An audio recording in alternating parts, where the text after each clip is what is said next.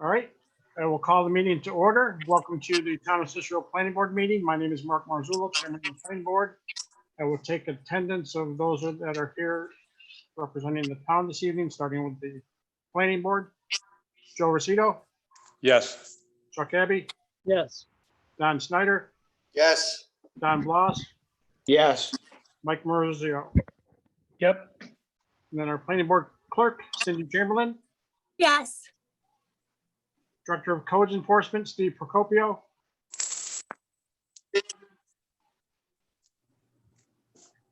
I'm present. Engineer for the Planning Board, Mark Parrish,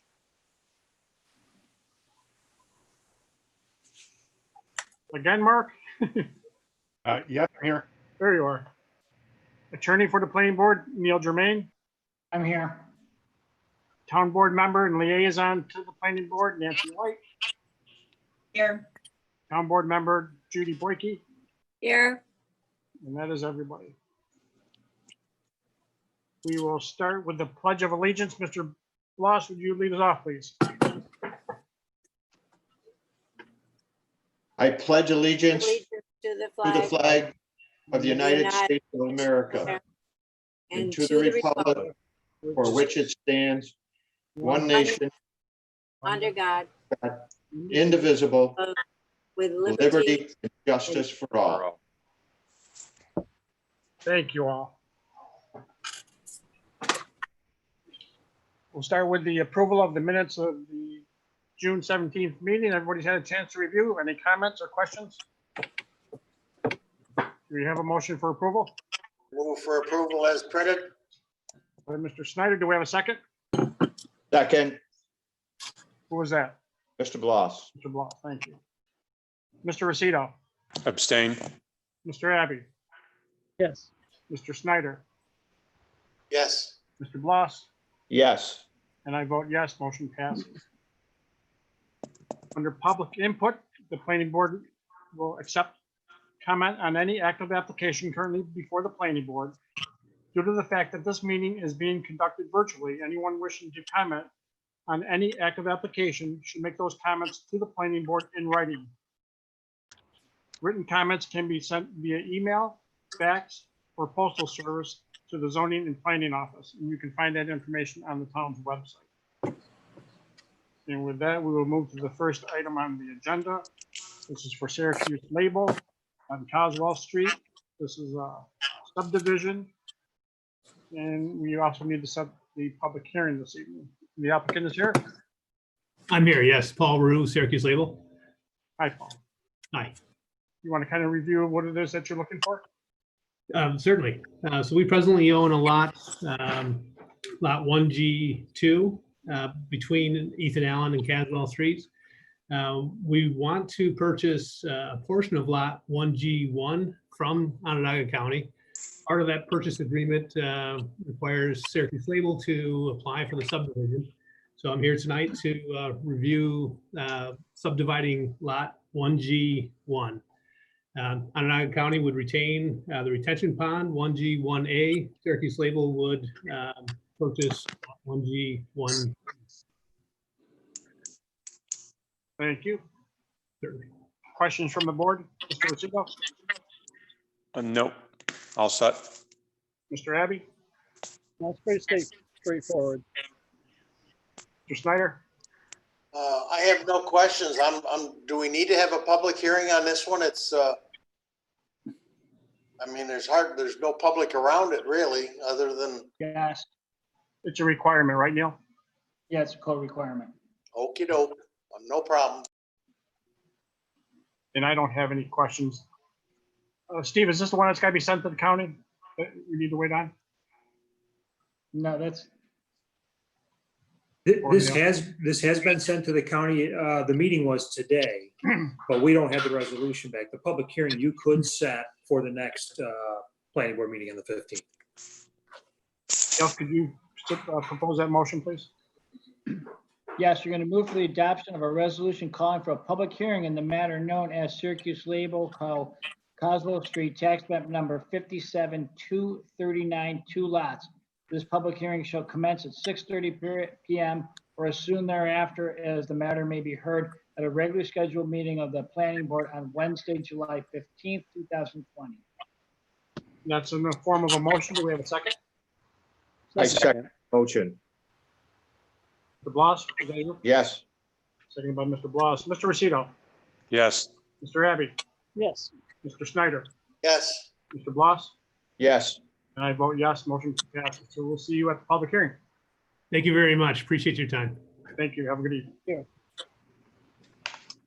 Brings us to the second item on the agenda. This is for a zone change recommendation to the town board. The applicant filed joint for the property at Topman Road, going from agricultural to industrial. And LJR Engineering is representing. Yeah, hello, everyone. Can you hear me okay? Yes. Great. Alex, just Yeah, hi, introduce yourself for the record. I'm sorry, who is speaking? Alex Wisniewski from LJR Engineering, site engineer for the applicant. Can you spell your last name? Yeah, Wisnieewski. And your first name, Alex? Alex, Alex. Okay, thank you. You're welcome. Yeah, I'm here tonight on behalf of Paul Joint, the owner applicant to, we made application to town board for a zone change. I understand it's been referred to your board for recommendation back to the town board. I believe the application has been referred to SOCPA, but we are still waiting on comments back from SOCPA at this point. But if I can, I'm going to try to share screen here if I can. Oh, I'm disabled. Who's the host of the meeting? Can give you access. You gave me access, great. This is in, yeah, it's not, it's saying it's disabled. Oh, here we go. Pull up the. Can you everyone see the survey now? No. Not yet. It Not looks yet. like it. Yeah, there it goes. I got it now. Great. Yeah, it's up on mine also. Okay, so we're looking at it's a 4.2 acre parcel of land on the west side of Northern Boulevard. It's immediately across Northern Boulevard from the Rosselli concrete plant. There is in fact an existing curb cut and culvert that allows access from Northern Boulevard into the site. It's probably just an old farm driveway, but so the parcel doesn't have any frontage on Topman Road. But if you notice, the easement does show there's a utility easement granted to the subject parcel from Topman Road. And to get into specifics of the site plan later, we do intend to utilize that to bring his power source into the site, because there is no power on Northern Boulevard through that stretch. Currently, the site is undeveloped. It's zoned agricultural. And if I can pull up the let's see if I can do this here, new share.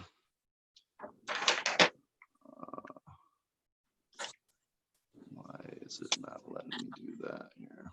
I'm not seeing the other. Let me do that one. Oh, there we go. Okay. Share that.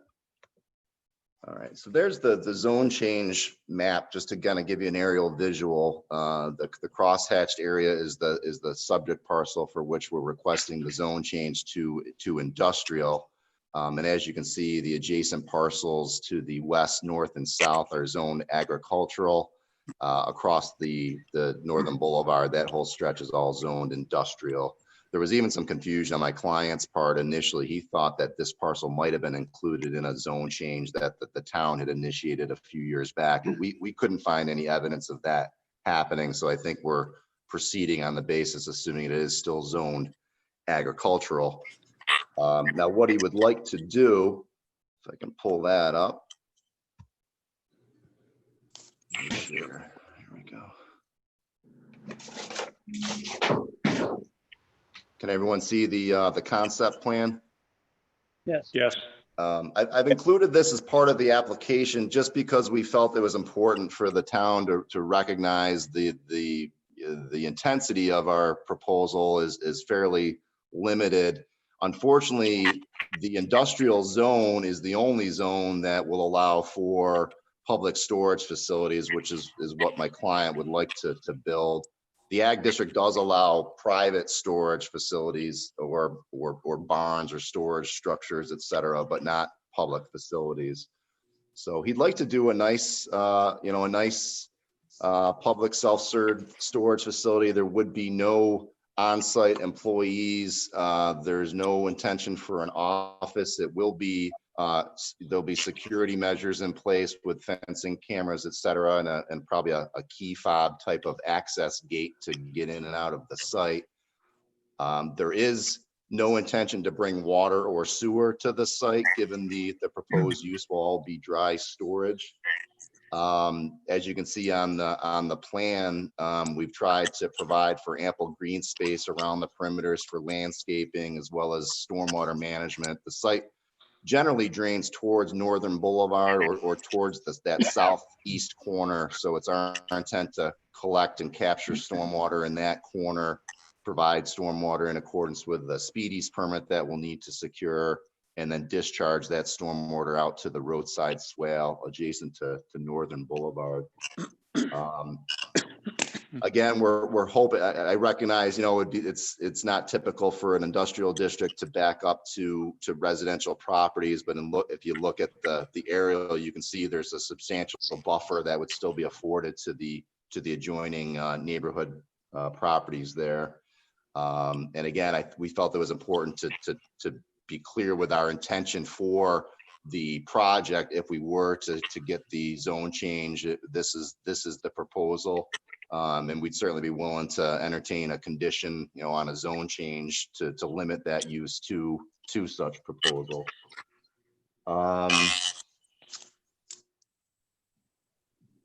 I just point out this layout, I put a fair amount of thought into it. It will meet all the setback requirements of the industrial zone. We don't see a need to apply for any variances. I have not yet approached Onondaga County DOT relative to access at this point, since we're still in the zone change phase, but I expect we'll get some feedback from them as part of the county planning referral. I don't see any issue with access. Obviously, the access to the site would be limited to a right in, right out, as Northern Boulevard as the split median, and we only have the southbound traffic coming across the front of the site. And we've orientated the buildings perpendicular to Northern Boulevard for security purposes to help with visibility into the site, so that if people are getting in there that shouldn't be in there, you'd be able to see such from the roadway, hopefully. As I pointed out, there's no intention for an on-site office, so we don't intend to have any kind of bathroom facilities, which would eliminate the need for water and sewer.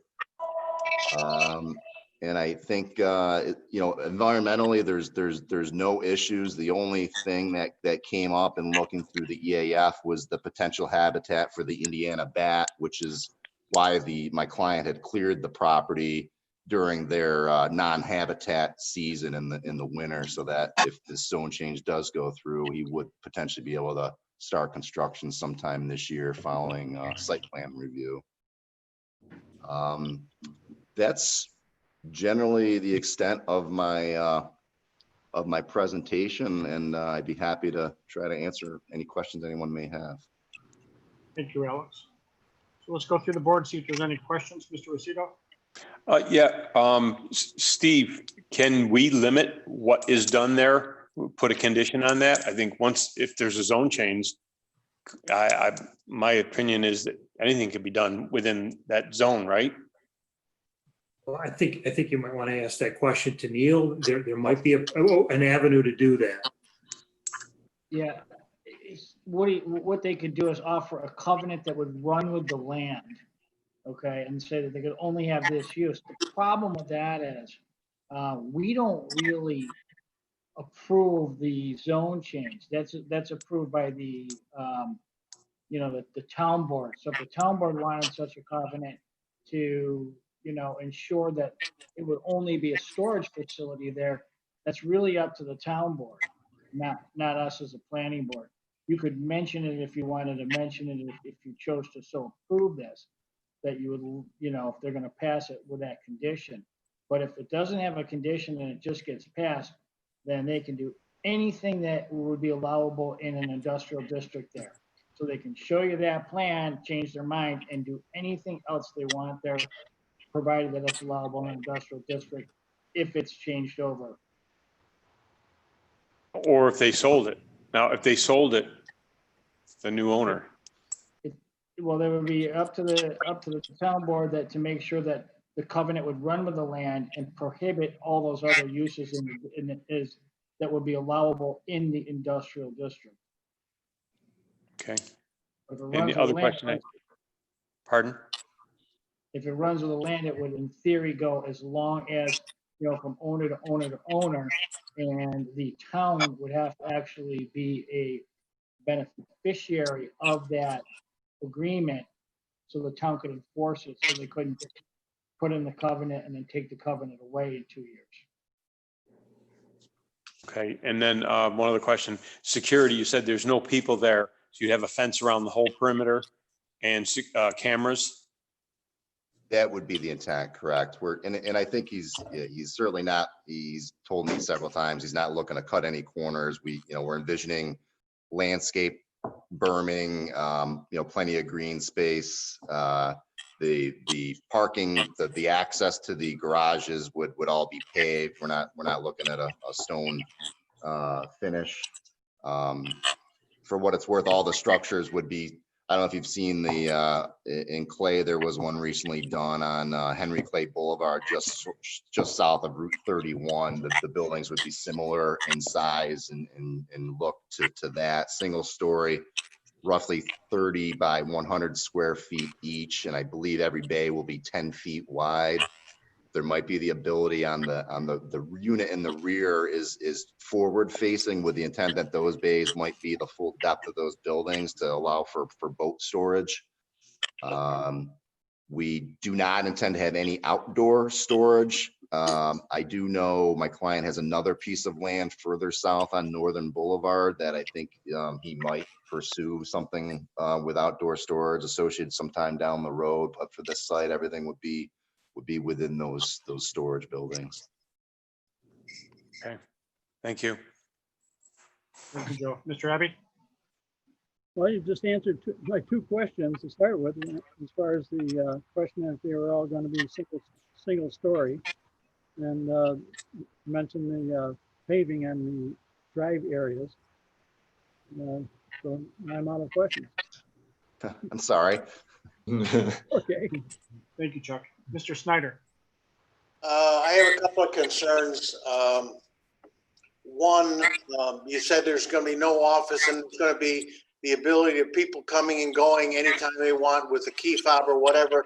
So that leads me to the position where you have no control over what people will store in these buildings, which carries me a little further to the letter from the North Syracuse Fire Department. They're concerned that right now there is no water on the site. And I would think we'd want to have water on the site, especially if people can come and go to this storage facility without anybody seeing them. And since there is a right of way from Topman and there is water on Topman, when we get the site plan, we probably would be seriously looking at getting water to the site so the firemen do have a source. And we appreciate that comment. We're not blind to it. I am in receipt of the letter from the fire department, and I have discussed that with my client, so he's aware that I think that's the likely solution to the concern about fire service is there is public water on Topman Road, and he does have the ability to extend water into the site. And I think if he had to, he'd be willing to consider that. I think that's fine. That's the only questions I've got. I'm just amazed that we can build these on every corner and they'll be full in a hurry. It's funny. I'm doing a site up in Fulton where they're trying to rehab one of the old Nestle buildings, and the storage just keeps coming up as part of the equation, because apparently these guys can get $8-10 a square foot for these things. So they're money generators. So, which I guess is good in terms of the long-term maintenance and attractiveness of the site if they're profitable. Right. I have no other questions, Mark. Thank you, Don. Mr. Bloss? I only had one question, and that was with the, after reading the letter from the North Syracuse Fire Department. And that my questions have been answered. Yeah, I think they need to have water to that site strictly if it's only used for fire protection. Thank you. Mr. Merzio, do you have anything? No, I don't have anything. This is the part on Northern Boulevard that was cleared out, correct? Yes, sir. Is it common practice for applicants to clear out land before going through the process? He is not, and correct me if I'm wrong, Steve, but I do believe Mr. Joyne had reached out to the town to make sure that he didn't need to pull any permits. But the reason being when he did it was because this site is potentially within the Indiana bat habitat area. So you're only allowed, without doing a survey, you're only allowed to do clearing from, I think it's November to March thereabouts. So we wanted to make sure that the clearing happened at the appropriate time when the bats aren't roosting in the trees. So that was the the push for the timing of that. Otherwise, Yeah, you'd have to that's- wait. Otherwise, you couldn't start construction until, if he didn't get approvals, say till fall, then he'd have to sit a whole nother, another year almost. Yeah. So, Yeah, that answers that. Thank you. yes, sir. Thank you, Mike. Yeah, so my questions have mostly been answered. I agree with Alex, relative to industrial backing up to residential. And this type of use is pretty compatible, I would think, with that. So if we can put the recommendation to the town board that they require that covenant, that would make me much more comfortable with that aspect of it. I agree. I agree I can also. do that. Yeah. And then I was concerned about the letter from the fire department as well, and I appreciate their input on that. It sounds like we can work around that, so. Based on that, I would ask Neil to propose a resolution for approval subject to the covenant restriction. Yes, you're going to move for the adoption of a resolution recommending the zone change application known as Paul Joint Topman Road, tax map number 55-226.2, agricultural to industrial. This recommendation is made with the following comment. 1, the planning board notes that the applicant has offered to provide a permanent covenant to run with the land prohibiting any use at the site other than self-storage. The planning board strongly recommends that the use of the site be limited to self-storage and not include the other allowable uses in an industrial district. Hey, Neil, could I massage that language just slightly? My applicant isn't part of the meeting, so could you just maybe modify that to say the applicant's engineer has suggested consideration of a covenant or something to that effect? I don't want to necessarily suggest that he's offered that because he hasn't. No, and here's why. Because the planning board feels comfortable making this recommendation with that. I can take out the part that he offered it. Yeah, that's fine. I recognize that. He offered it, but we'll strike the part that he offered it. But we're gonna leave the rest of it in, saying that we recommend that it be limited to self-storage and not the other uses that would be applicable in an industrial zone. Fair enough. That's in the form of a motion. Do we have a second? Second. Seconded by Mr. Bloss. Mr. Rosito, Yes. Mr. Abbey, Yes. Mr. Snyder, Yes, Mr. Bloss, Yes. and I vote yes to the recommendation of the town board. Thank you, Alex. Hey, thanks everyone for your time. Have a wonderful 4th of July. Thank you. You Bye now. And then we move on to the last item on the agenda, the applicant Brian Tyler. This is for lands of Champaign for the property at 7398 State Route 31. This is a subdivision. Yep. How you doing? Good, thanks. How are you? Good. So I purchased this property on the corner of Eastwood Road and Give me Route 1 31. second. Yep, Can you sorry. Just introduce yourself for the record, please. Yeah, my name is Brian Tyler. Okay, Brian, go ahead. Thank you. Okay, sorry. So I purchased this property on the corner of Route 31 and Eastwood Road back in March, with the intent of subdividing a piece of land around just over 3 acres and then reselling the house, the property on the corner of 31 and Eastwood. 2 years ago, I built a house just west of this, which is why I'm looking to subdivide the property so I can control the land between my house that I built 2 years ago and the house that's on the corner of Eastwood and Route 31. Because the previous owner before I bought it was they had the land for sale previously. So I was concerned that someone would buy that land and build on it. So I'm just trying to, take control of that property there with the woods, and so no one else can build up next to me where I previously built. Thank you. Yep. Questions, Mr. Lucido? The property that's for sale, it's still for sale, correct?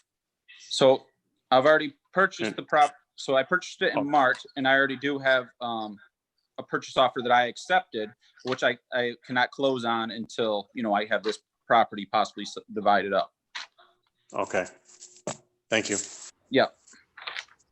Mr. Abbey? No, I'm all set this time. Mr. Snyder? So just so the lot on the corner, which is new lot 1B, that's going to be split off, and that's the property you're going to sell to a prospective buyer, correct? Correct. The lot next to it, which says it's lot 1C, that's the one you will keep control of to keep that from being a building lot. Is that correct? Correct. Yes. So that you will have your house. Okay, you'll have your house, and lot 1C will be your total property. So my house that I live in is lot 1A, and then lot 1C is the one I'm going to keep control of, so no one builds on, and then lot 1B is the one that I'm selling.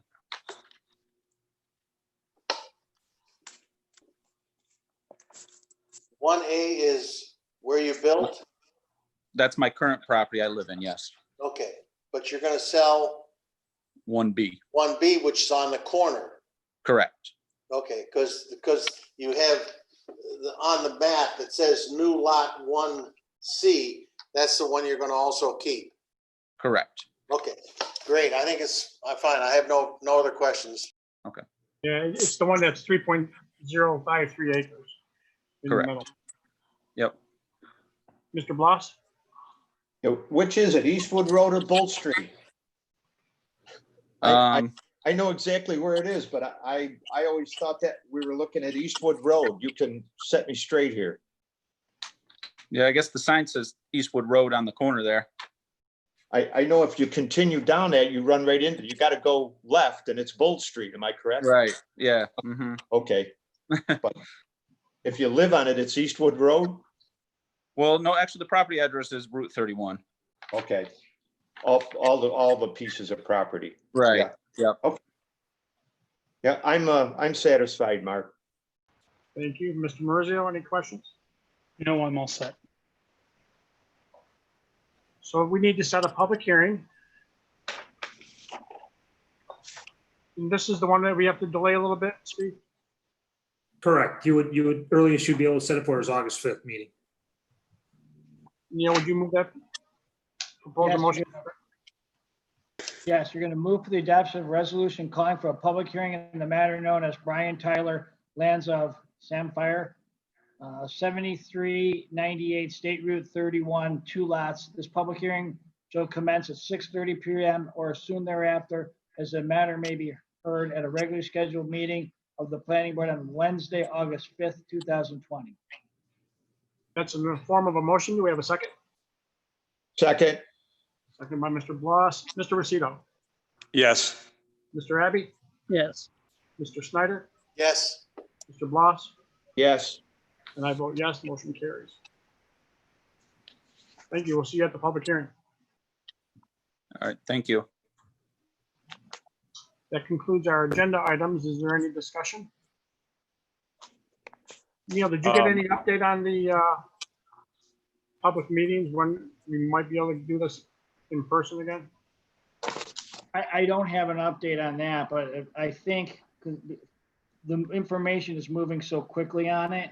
Yeah. I think we're actually moving in the wrong direction as far as the public, as far as allowing the public into a meeting. Your space is just too constricted. It But I definitely is can't- moving quickly. Right, but we have 2 weeks before our next meeting, so I can probably like wait a week and maybe give you a better, an answer closer in time to the meeting, which would probably be more valuable than right now, because right now the answer would be, we can't do it. Nancy, have you got any updates, or Judy from the town board perspective? I haven't heard anything yet. Part of the situation, I think, is because of all the other states and people traveling into our state.